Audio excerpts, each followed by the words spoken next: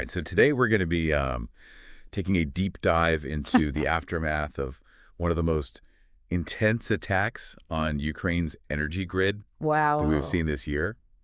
A barrage of 93 missiles and almost 200 drones, Uh-huh. December 13th. I mean, it was a day that really shook things up. Yeah, absolutely.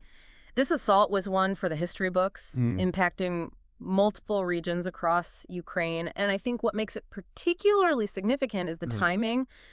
Winter's setting and temperatures are plummeting, Right. and reliable power becomes absolutely essential for survival. Yeah. Just imagine Yeah. trying to heat your home, cook a meal, or even just get Yeah. medical care when the power is constantly flickering on and off. It's a chilling thought. I mean, it sounds like this goes far beyond just targeting military capabilities. Exactly. When you attack the energy grid, you're directly impacting the lives of millions of civilians, Right. and this has the potential to quickly escalate into a full-blown humanitarian crisis. Yeah. And that's a serious concern for the international community. Okay, so let's unpack the anatomy of this attack. Okay. We were seeing reports of explosions everywhere, from the capital Kyiv to as far west as Ivano-Frankivsk, Oh, which, wow. by the way, experienced its most devastating attack to date. Wow. What's the strategic significance of this widespread targeting? Well, it's interesting because on the one hand, Yeah. Russia claims they're aiming to disrupt Ukraine's defense industry by hitting fuel and energy infrastructure. Okay. But the sheer scale and geographical spread of these strikes Right. also suggests a possible psychological component, like a deliberate attempt to demoralize the Ukrainian population Oh, wow. and erode their will to resist as the harsh winter sets in. Gosh, that's a disturbing thought. Yeah. Especially considering this was the 12th major attack on Ukraine's energy infrastructure I know. in 2024 alone. Crazy. Really makes you wonder about Russia's true objectives here. Yeah. But amidst all this chaos, there's a glimmer of hope. Okay. Ukraine's air defenses actually managed to intercept 81 of those missiles, Wow. including some brought down by those F-16 fighter jets they received earlier this year. That's right. And those F-16s are specifically designed to counter high-speed, high-altitude threats. Wow. And it really showcases how crucial Western aid has been for Ukraine. Yeah. Seeing them in action, effectively intercepting some of these missiles Right. is a testament to their capabilities and a potential game changer in the conflict. It's almost like a David and Goliath situation playing out in the skies. Totally. Speaking of David and Goliath, Russia has officially stated this massive attack was retaliation Okay. for a Ukrainian attack on their military airfield in Taganrog. Uh-huh. They claim Ukraine used U.S.-supplied ATACMS missiles, which are long-range tactical ballistic missiles, Okay. for this attack. They say they were simply responding to a provocation. Okay, so that's their official line. Right. But if you look at the details, some serious questions arise. Okay. First, ours is launching 93 missiles and nearly 200 drones. Yeah. A proportionate response to the alleged attack on Taganrog.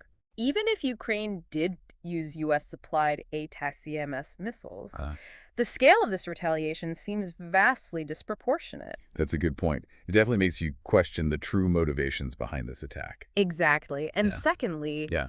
this raises concerns about the potential for escalation. If every attack is met with a disproportionate response, where does it end? Oh, God. Could this back and forth ultimately spiral into a wider conflict, pulling in more players Right. and leading to even more devastating consequences? These are questions that keep policymakers up at night. That's a chilling thought. It's Yes. like each side is trying to outdo the other in terms of firepower, Yeah. and the civilians are the ones caught in the crosshairs. Exactly. And when you consider that roughly half of Ukraine's energy infrastructure has been impacted since the start of this war, Yeah. the situation becomes even more dire. This latest attack is just another blow to an already fragile system, leaving millions struggling to cope with rolling blackouts and limited access to basic necessities as winter's grip tightens. And we actually have some videos from our sources showing what life is like for people in Ukraine right now. Oh, wow. It's heartbreaking to see families huddled in the dark, Oh, relying on candlelight for warmth and light, wow. struggling to cook meals and worrying about loved ones, Oh, God. especially the elderly and those with health conditions. Yeah. Many are dealing with scheduled blackouts, making it incredibly difficult to plan their day's work or even get a good night's sleep. These personal stories really offer a glimpse into the human cost of this conflict. Yeah. It's easy to get lost in the geopolitical analysis, Right. but we must remember that these attacks have real-world consequences for real people. Yeah. These aren't just statistics. These are individuals facing unimaginable hardship and uncertainty every single day. And President Zelensky has been very vocal about condemning these attacks, calling them acts of terror inflicted upon millions of Ukrainians. Right. He's pleading for a robust international response. Yeah. What exactly does that response look like, and what are the challenges involved? Well, that's where the situation gets really complex. Okay. Holding Russia accountable for these attacks is no easy feat on the global stage. Right. You have a patchwork of responses from different countries. Yeah. Some are offering strong condemnation and imposing sanctions, while others are taking a more cautious approach, wary of escalating tensions. Right.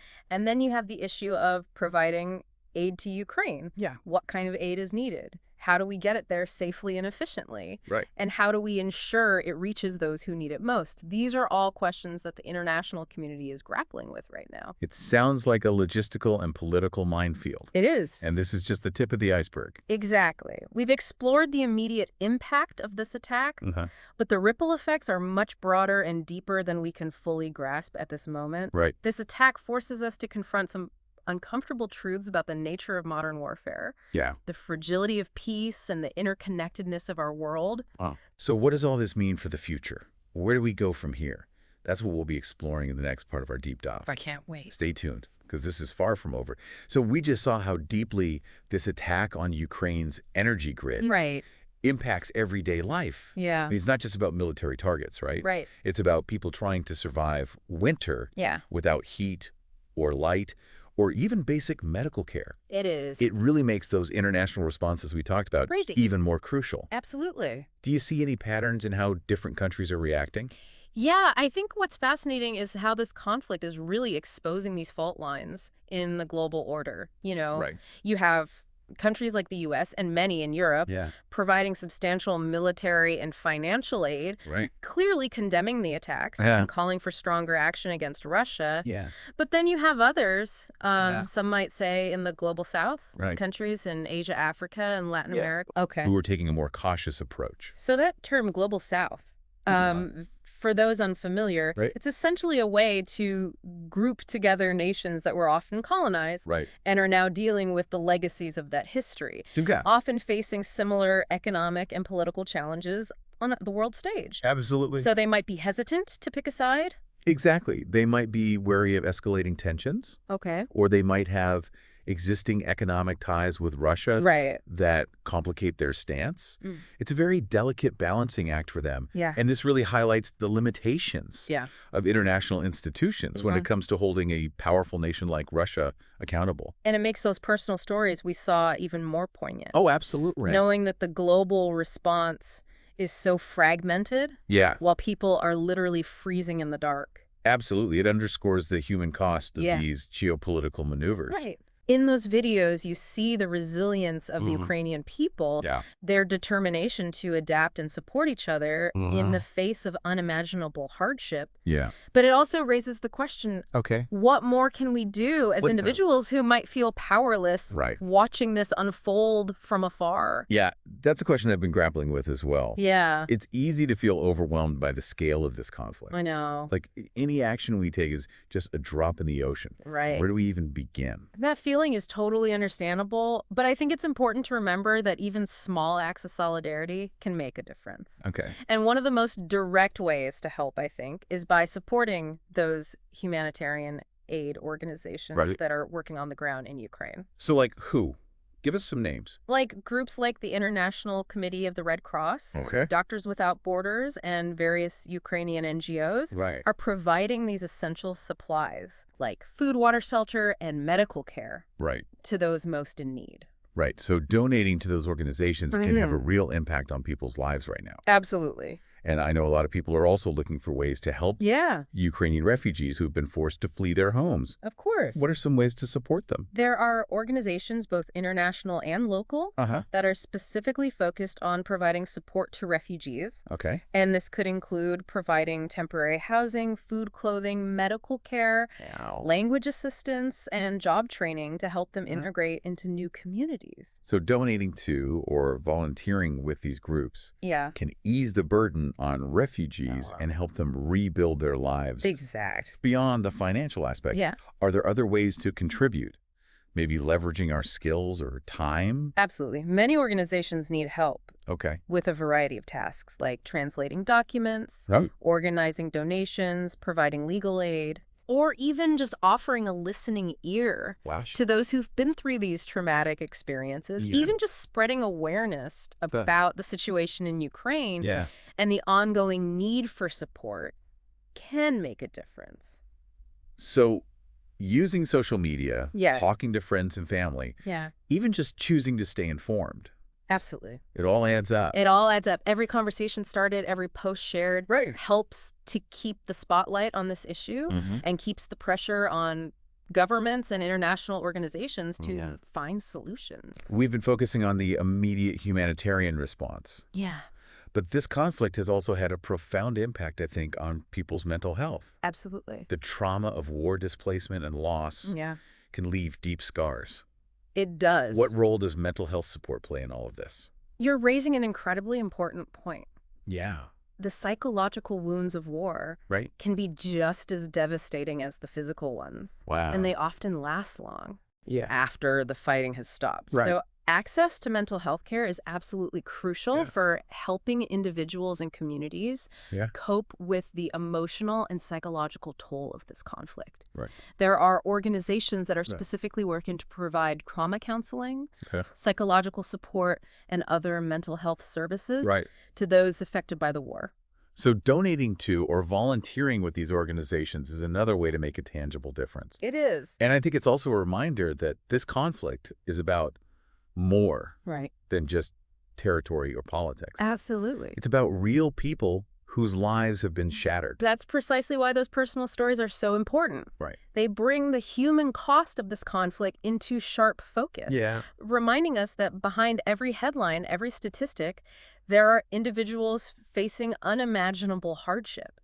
It challenges us to move beyond passive observation and become active participants in shaping a more just and compassionate world. It's a call to action. It is. A reminder that we're not powerless in the face of global events. But taking action also requires understanding the bigger picture. Absolutely. The geopolitical forces at play, the historical context, the potential pathways to peace. That's what we'll delve into in the final part of our deep dive. We've talked about the attacks and the human toll and the global response. But the question that keeps looming for me is, how does this end? Is a peaceful resolution even possible at this point? That's the million-dollar question, isn't it? And unfortunately, there's no easy answer. You know, the path to peace is incredibly complex and filled with obstacles, you know, deep-seated mistrust on both sides. But history has shown us that even the most intractable conflicts can eventually be resolved through dialogue and negotiation. Okay, so let's assume for a moment that both sides are willing to come to the negotiating table. What are the key issues that would need to be addressed in any potential peace talks? Well, I think first and foremost, we have to acknowledge the fundamental principles at stake here. Russia's invasion was a clear violation of international law and Ukraine's sovereignty. And any credible peace agreement must uphold these principles unequivocally. There can be no compromise on Ukraine's territorial integrity and independence. So any talk of legitimizing Russia's annexation of Ukrainian territory is off the table. It's a non-starter. That seems like a non-starter for Ukraine and its allies. But what about the issue of accountability? We've seen horrific evidence of war crimes and human rights abuses. Can there be true peace without justice? That's a crucial point and a highly contentious one. Justice for the victims demands accountability for the atrocities committed. However, getting Russia to cooperate with international investigations and tribunals is a major challenge. Yeah. It would require immense pressure from the international community and potentially some form of compromise, which is difficult to imagine right now. Especially given Russia's track record. Right. They haven't exactly been known for upholding international agreements. Exactly. Or cooperating with international bodies in the past. Right. So beyond these fundamental principles, what about the practicalities of a peace deal? Okay. What would it take to actually get both sides to lay down their arms and negotiate in good faith? Honestly, that's where things get even trickier. Yeah. Both sides have dug in their heels, and there's just this profound lack of trust. Right. You know, Russia would likely demand security guarantees and some form of recognition for its interests in the region. Ukraine, on the other hand, is determined to regain all of its lost territory and rebuild as a sovereign, independent nation. Right. Bridging that gap seems almost insurmountable at this point. It sounds like any potential peace talks would be fraught with tension and mistrust. Absolutely. Is there even a realistic path forward? Well, there are a few glimmers of hope, Okay. even amidst all the darkness. Yep. Firstly, the pressure from economic sanctions is starting to take a toll on the Russian economy, and there's growing discontent among the Russian populace. Okay. So this internal pressure could potentially push the Kremlin towards a more conciliatory approach, although it's impossible to predict with any certainty. So the sanctions are a double-edged sword. They are. They're meant to weaken Russia's ability to wage war. Yeah. But they also risk further alienating the population Right. and making a negotiated settlement even more difficult. Exactly. It's a delicate balancing act, and that's why diplomacy is so crucial. Right. Maintaining open channels of communication, even if it's just back-channel talks, is essential for de-escalating the conflict and creating space for potential compromises.